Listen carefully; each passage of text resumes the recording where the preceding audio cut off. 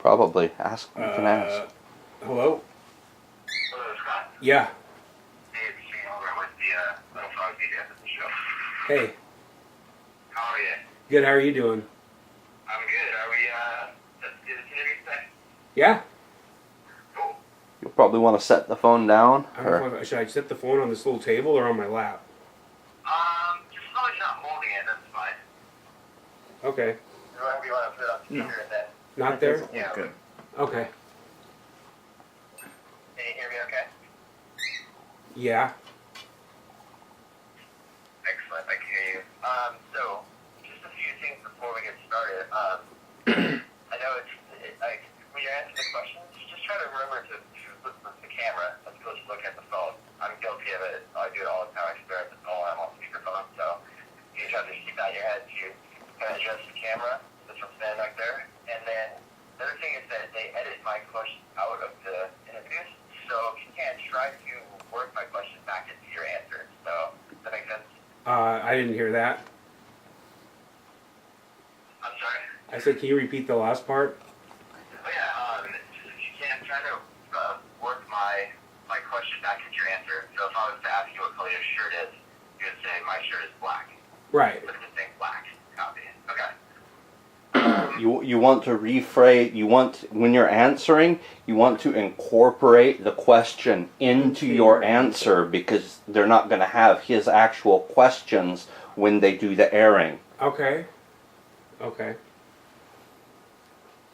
Sound good? Yeah. Awesome.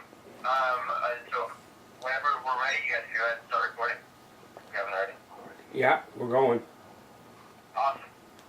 Scott, start out by looking into the camera and tell me your name, how old you are, and where you're from, please. My name's Scott Cameron. I'm 49 years old, and I'm from Linwood, Washington. Awesome. And where in Washington is that? Is it near Seattle? Is it kind Yeah, it's about 15, 16 miles north of Seattle. What's the town like? Describe it for me. Linwood is it's a small town. It's not that big. It's a lot of different ethnic people live there, and I mean, they've got a roller skating rink and things like that. But if you want to go down for some fun, you have to go down to Seattle. So it's pretty much, you know, people work. Sure. And now, I want to hear sort of like your story, like a little life story, like where were you born, where did you grow up? I think you said something about you used to have a metal magazine and stuff. You did a million shows. Like, just tell me a little bit about your life.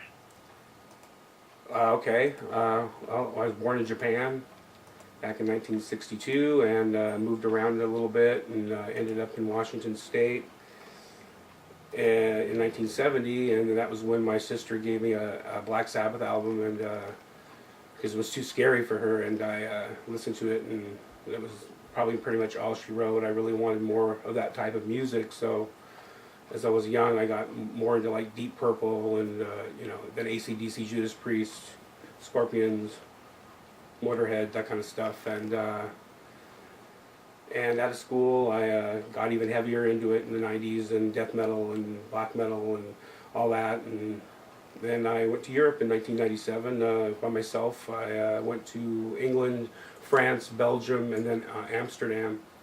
And going through Holland, I stopped at the train station, and there was a festival poster for a festival called Dynamo Open Air Festival, and there was like a 4-day long festival with all these really great metal bands. And I got off of the train, and then bought my ticket for that in the spur of the moment, and just took my backpack and went over and went to the festival. And I met some people from Holland, and they welcomed me to their campsite, and we partied the whole weekend. And I felt safe with these people. They watched my stuff while I went and watched the bands, and so I made it a tradition to go over there for it was like 7 or 8 years in a row. I went to Holland 3 times, then Wacken Open Air in Germany. I've been to that 6 times. So I've been quite a bit around. I went to Partisans Open Air, which is also in Germany, twice, and I've been to Norway to see Hole in the Sky, and another festival called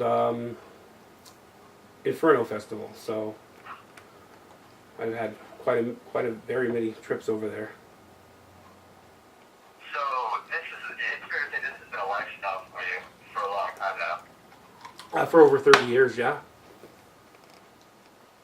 Can you say that? Word the question. Yeah, this has been my lifestyle for over 30 Oh yeah, years. this has been my lifestyle for like well over 30 years. How many shows would you say if you were to just guess? Like I've been to 1,000 shows or I've been to 500. How many would you guess?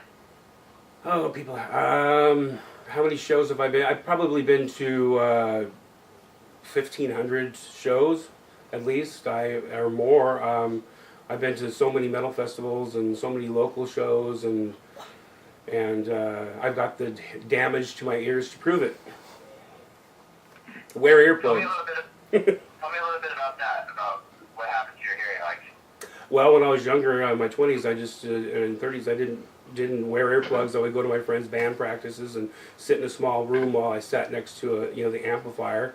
I'd go to concerts where I could feel the bass was moving my body, and after the show, I'd have ringing in my ears and everything, and I didn't think anything about it. And then about 8 years ago, I was at work and I noticed that I couldn't hear people when they were talking to me, so I went and had my hearing tested and found out that I have permanent high-pitched hearing loss. So it's been a challenge for me. I wear earplugs constantly now, trying to save the rest of my ear, my hearing. is it challenging that you can't go to as many shows as you'd like to now, or? No, it doesn't. It hasn't stopped me from going to shows. It's just that for the daily living and working, you have to be able to hear people correctly. So I don't think it would be very nice to see a metalhead, long-haired metalhead wearing earplugs. Do you have long hair? Yeah. I have long. Yes, I'm sorry. Yes, I do have long hair. What oh, geez, sorry, that's all good things. What do you do for work? What pays your bills?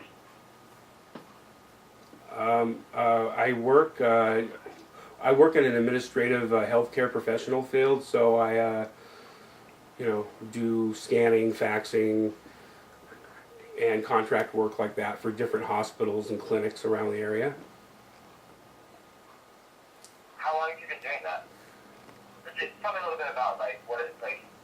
I mean, you work by yourself, you work with a bunch of people, just to kind of paint a picture of what it's like. No, I work with a bunch of people. It's a pretty large corporation. I think I'm probably the only metalhead that works there, but I've been doing that for about 3 years now, and just have always been doing administrative work for about 20 years. So, for small companies, big companies, and Go ahead. no, go ahead. Do the people at your work know that you're a metalhead? Is it kind of common knowledge, or? Yeah, they know. Yes, they know that I'm a metalhead at work. Do they have any opinions about it one way or the other, or? No. Every now and then I'll get somebody that says, "Oh, I know who that band is," or "I know what that festival is," or like when I went on the cruise, they all knew about it. Even my supervisor knew I was going on the cruise, and they was like, "Man, I wish I could go on a cruise." Tell me about how you heard about last year's cruise, how did you actually hear about it, and then what was it like the journey to get there? Did you have to save up money? Did you have to drive from Washington to Florida or whatever? Well, I first heard about the cruise. I think it was on Blabbermouth, and it was blabbermouth.net, and it said something about Sodom, Stradivarius. There's 4 bands that were listed on it that just gave a little bit about where the cruise was going to and all that. And previously, in 2008, I had gone on the Simple Man cruise out of Miami, which is a southern rock cruise with a Leonard Skinner headlining. And I went on that, and I was on that southern rock cruise, and I was just like, man, this would be a really great idea if somebody would put heavy metal bands on here and sail down to the Caribbean or whatever.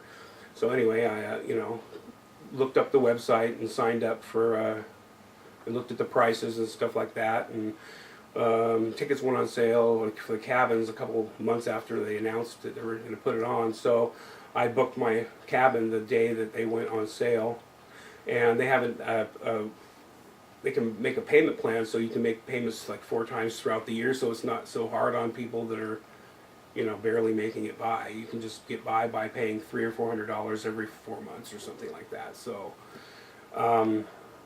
that's basically what I did, and the airfare was, you know, I just kept watching.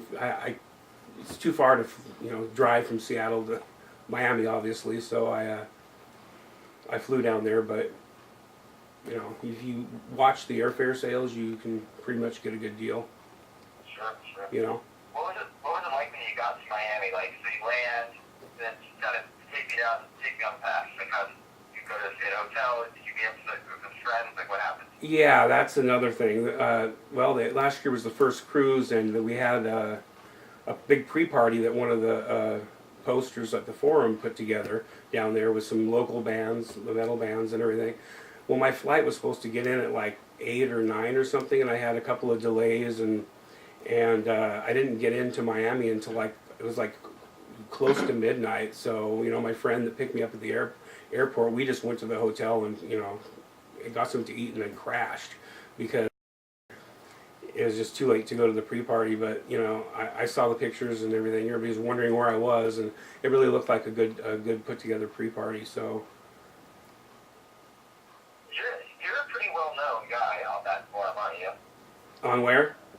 On the forum. Yes, I'm very well known on the forum. My name's Tom Cruise, Sons of Metal Cruise. That's awesome. So then you get on the boat, and tell me what's it like on the boat? Describe what the actual festival of the event is like.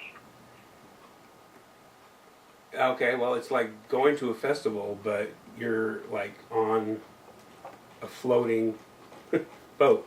So being on the cruise is just like, you know, you first get on there, everybody's like, you know, getting to their cabins, getting settled, you know, going to the bar, having drinks, meeting up, talking, and then you know, we get on the boat about 2 or 3 in the afternoon, and we don't sail off till about 5 or so,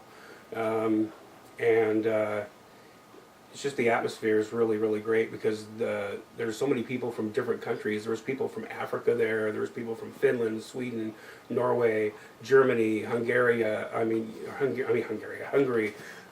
all over the place. So it was just, you know, it's just one big diverse thing to do. And then if you don't like a band that you're seeing outside, you can go inside and go to one of the stages that are inside. There's 2 stages inside, and go watch bands in there. So each stage has a different, I would say, vibe as far as the atmosphere and the way it is and everything. I like preferably the sun deck, which was outside, and it's a little windy out there, but during the day, you know, it's really nice. It's kind of strange to be in the swimming pool with about 20 to 30 other long-haired people with tattoos and all that. And and I'd like to say that the crew people that work the thing are really, really great people. Yeah, I've heard that. I'm trying to actually get in touch with them right now to get their point of view as well. They're hard to find. Yeah, and also I would like to say it's very convenient to have like it's almost like a floating hotel. I mean, you got a casino on there. You've got, you know, bathrooms all over the place. Like at a festival in Europe, you've got to go to the bathroom. You've got to go outside in front of everybody in a little trough, or just go to a fence to go to the bathroom. And on the cruise, they have, you know, you go back to your room or go inside. If you're hungry, they have all these restaurants. There's 7 or 8 different kinds of restaurants, so you're like never hungry. The only thing you really have to pay for is the alcohol, you know. Sure, and oh man, are you like one of the older guys there, like one of the veterans? That's a good, yeah. Well, as far as the age bracket goes, there's people there that are in their early 20s, mid 20s, late 20s. You know, same in the 30s and 40s. 30s and 40s is a very popular. Early 40s, I would say, is a popular bracket. But I do know 2 or 3 other people that are my age and there's a couple people that are in their 50s, And I even know somebody from Germany that's close to 60, if he's not already 60, who goes on this. So it's kind of a big bracket there. That's awesome. What are the different kinds of music that are on the festival? Like, is there any other different genres of metal? Like, if you can, just kind of talk about what they are, how they're defined. Well, yeah, last year they had a good amount of thrash metal on there. They had Exodus, Forbidden, Testament, Death Angel, and they had a lot of folk metal too, which is kind of like a newer type of music that has come out over the last like 8 or 9 years. I mean, it's always been there, but it's become more prevalent. But they had a couple of death metal bands. I was hoping they'd have a little bit more of the heavier death metal, but they'd only had just a few of those, and they even had a couple of black metal bands. And then they had the old classic bands too, like Sodom and Saxon and stuff like that. And Uli John Roth, who used to be in the Scorpions, which was really a treat to see him play. Very nice guy.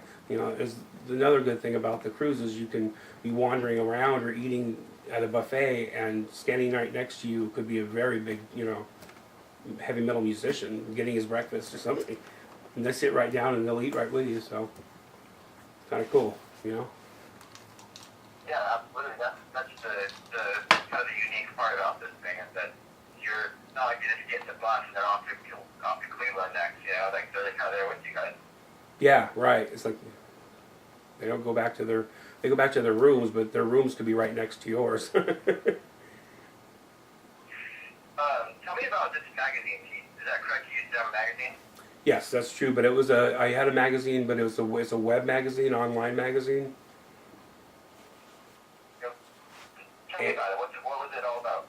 Well, I started it in 2000, and it's Blizzard Beast is the name of it, blizzardbeast.com.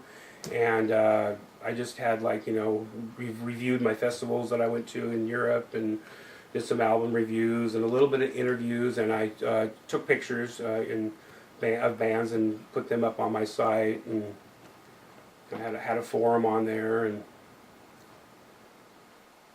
what happened to it? How come you don't do it anymore?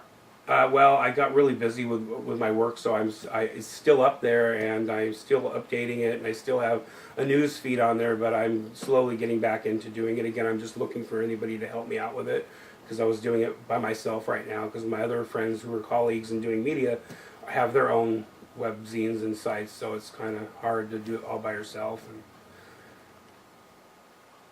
For sure. And talk to you a little bit about what you're into now. Like, who's your favorite bands right now? Is there anybody that you really are into that's gonna be at this year's festival? Oh, definitely. They just announced Pentagram, which is a classic doom metal band from like the 70s.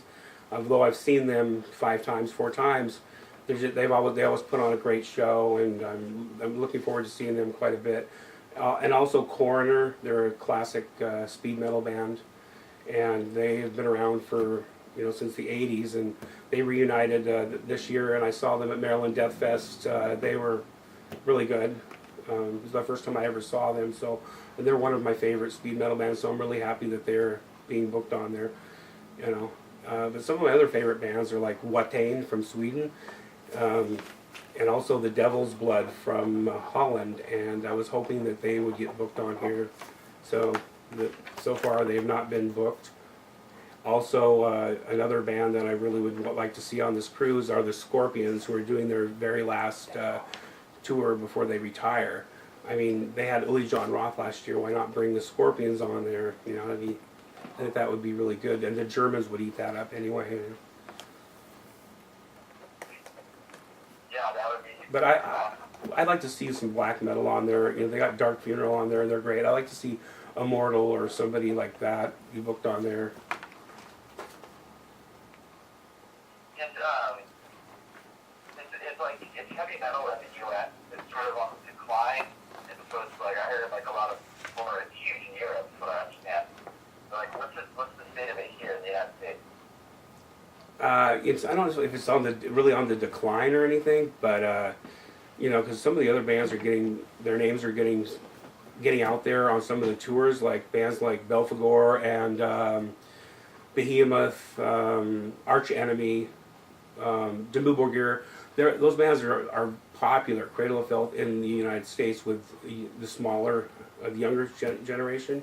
But it's still like pretty much underground in the United States, I think. You know, it's just there's something, I don't know what it is, but like in Seattle, we have a really great local scene. So, you know, there's 30 to 40 bands that play here that are really good bands, but they're not being signed, and you know, it's kind of the same thing that happened 20 years ago when, you know, Nirvana, Pearl Jam, Soundgarden, and all that hit here in Seattle. It was like it just totally drove the local scene completely, almost nothing. It was just underground, and it really never came back out. But metal started getting popular again back in the late 90s, early 2000s. So. What would you say are some of like the like misconceptions that people have about metal and about the people who go to metalhead? What are the misconceptions? Misconceptions, probably they would immediately assume that the person's like, you know, better watch my purse, better watch that they're a thief, or that they're not trustworthy, or that, you know, they're on drugs or something like that, you know, or something wrong with them. But if you think about it, it's just that it's the same with like rap music. I mean, what people think, people would judge somebody for the kind of type of music that they listen to. You know, especially in metal, because of the clothing, the spikes, the studs, the T-shirts with, you know, devils and demons on it, is really not offending or shocking to some people. So, you know.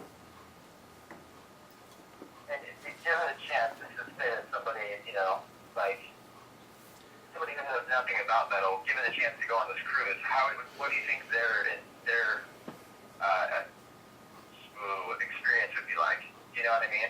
Like, just say if it was just any old average person who was kind of into metal but never really went to shows, like, what do you think they would walk away with?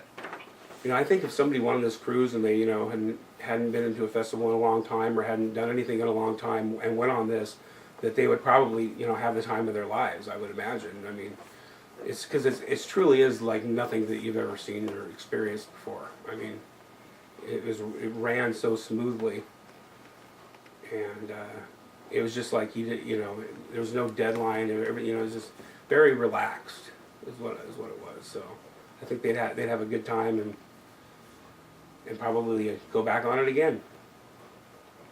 Do you think that, I mean, given that, like, that they would have their opinions would get changed just being around a bunch of metalheads for a couple of days? For sure, because all it is just one big party, and everybody's happy. There's no fighting. It's, you know, everybody's just having a good time, and one, which is, yeah, it's like a family atmosphere is what it is.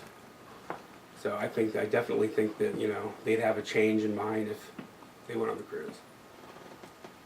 Yeah, I mean, everyone I've spoken to, you know, has been like the nicest people ever, you know? Like, everyone's super nice and really cool, and then everyone says that, like, the people on the cruise itself were just, you know, like, everyone's just, like, buddies, and everyone's cool. They just happen to be, like, you know, long hair, green tattoos, you know what I mean, like you were saying. Right, yeah, and it's like, you know, I was even becoming on a first name basis with some of the bartenders and stuff that were working the cruise. I mean, you know, the whole metal scene on the cruise is just like a family, and I'm friends with people now probably for life because of the cruise, you know. That's awesome. What about when you guys, I forget where you guys went last year, but wherever your destination was in Mexico or something like that, right? Our destination last year was in Cozumel, Mexico. What was it like when you guys got off the boat? Were the people, like, the locals there, were like, what the fuck? Yeah, right. When we got to Cozumel, I don't know if this is going to be the right answer, but I ended up getting extremely intoxicated the night before, and when I woke up, it was like 2 or 3 in the afternoon, and I went up to the top of the sun deck, and Gene Hoglan, the drummer for Fear Factory, was up there, and I said, "What's going on? Where are we?" He's like, "We're in Cozumel," and I'm like, "Oh wow!" And it's like, I was going to go off the boat, but it was going to be leaving in like 2 or 3 hours. And I've already been to Cozumel, a couple of times, so I really can't comment on the time in Cozumel. But I did see all the pictures and some of the video, and it looked like it was really, the weather was not very good. It was kind of overcast and dark, which is good for us metalheads. But yeah, I did not get off the boat in Cozumel. But I do plan on doing that this year because I'm going to go swimming with sharks or whatever in the Grand Cayman. Yeah, for sure. Yeah, it's such a funny juxtaposition. When you think of metalheads, you don't think of a cruise. You don't think of a bunch of metalheads out sunning themselves. Right. Yeah, you don't think about metalheads out, fishing or swimming and. So when it first got announced, I saw a lot of comments from people. I don't know if it was from jealous people, but it was like, yeah, this isn't very metal, boy, it's going to be a bunch of guys, there's going to be no women there, all that kind of stuff, the typical. Are you married? No, Your not. girlfriend? No. You or had you last year, do you expect or hope to kind of meet some like-minded chicks while you're out there? Definitely, I would like to find. That'd be fun, nice to find a nice European chick out there. That's awesome. There's a lot of girls on the forum, Yeah, there's definitely. It was a good mix last year. There was quite a bit of girls on the cruise last year.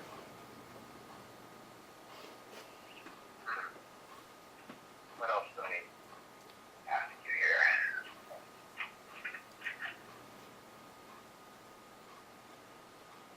What about pop music today? You turn on the radio, whatever, I don't know what the station is out there, but whatever the pop music is, do you have any opinion about it one way or another? It's just garbage. Well, pop music of nowadays to me is basically just complete garbage. I don't know any of it. I mean, I've heard names of some of the stuff, and back from my day and era, whatever. There was the Bee Gees and all that stuff, and that stuff was all right for me back then, and people hated it. And I still listen to metal, but I still listen to some pop music. And then the '90s, I couldn't stand any of the boy bands or any of that stuff that came out. But when Lady Gaga came out a few years ago, I liked it. I was just listening to it wow, this is pretty interesting. And then I get on the cruise and they're having karaoke, and one of her songs, Bad Romance, came on, and there was 100 metalheads in leather and denim jackets and vests and metal shirts, and they're all out on the dance floor dancing around, singing that song at the top of their lungs. And the video clips out on YouTube, and it's really fun. It's really funny. That would be something to see for sure. Yeah, it was quite amazing. So I think she's a very unique artist because she has said that she's into heavy metal. That's one of her inspirations. She has gone to Judas Priest and Iron Maiden concerts and Alice Cooper concerts in the past couple of years. So I think that's kind of cool. Yeah, absolutely. Do you have any of her CDs out of curiosity? Yeah, I've got both her CDs. And she's also an amazing songwriter. She writes her own music and stuff like that. And I know that I'm probably going to get shot down for saying this, but people and my friends that know me that I like all different kinds of music. I have a very wide amount of taste. No, I think that speaks to your character. You know what I mean? If you can't listen to good music and appreciate it for it being good, then what are you doing? You might not necessarily like it, but if it's good, you can always appreciate good music. Exactly, and if the music makes you feel good, that's all that matters, For sure. What do you like at the shows? Are you kind of in there mixing it up, or are you kind of standing off to the side? What's your, or maybe how were you versus how you are now? I don't understand. When I attend a show? Yeah, when you go to a show, I talked to a guy yesterday, he just this is time he just does headbanging, he's in the mosh pit. Got it. Okay, well, when I attend shows now, it just really depends on what band it is, but if it's something that I really like I just saw Sanctuary, they're a kind of a thrash classic metal band from Seattle that reunited. They played a show last Tuesday, a surprise show, and I was down there, and it just brought back memories of 1987, 88 all over again, so I basically headbanged and pumped my fist and sang almost every song, and then the next day, of course, I couldn't move my neck back side to side because of it. But as you get older, you know, headbanging is a little bit more dangerous because your body's dying. So anyway, I don't do mosh pits anymore if I can avoid it. I was kind of in the mosh pit during Sanctuary, and somebody flew right into me and jabbed their elbow into my side. And so you know, if it's a real violent band, I'll try to stand back a little bit over on the side so I can actually watch the band instead of the chaos that ensues, and you know. Yeah, for sure. That's a good line, because the body is dying.